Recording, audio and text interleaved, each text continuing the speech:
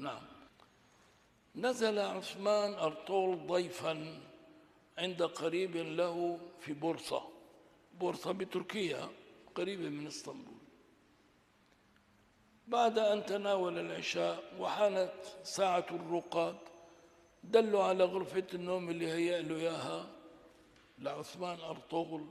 كان لسه ما بدأت الخلافة، ما انتقلت لهم. أراد أن يرقد، طلع لقى في بالجدار شيء ما أعرفه من بعيد، قرب عليه وإذا به مصحف معلق بجدار الغرفة.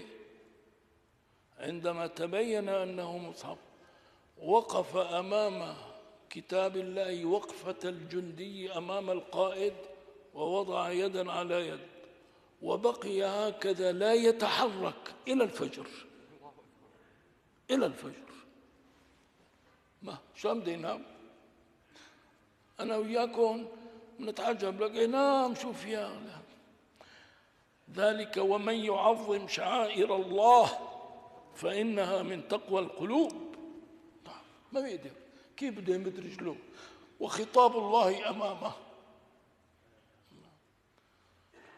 هذا التعظيم لشعائر الله كان ثمن النصر. إن تنصروا الله ينصركم.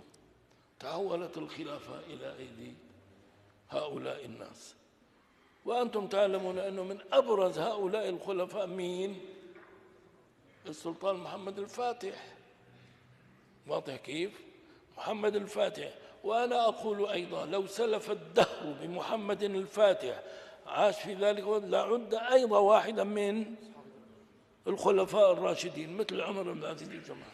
محمد الفاتح نعم هو الذي عناه رسول الله بقوله في الحديث الصحيح الذي رواه أحمد ورواه الحاكم في مستدركه على شرط الشيخين: لتفتحن القسطنطينية فلنعم الأمير أميرها ولنعم الجيش ذلك الجيش.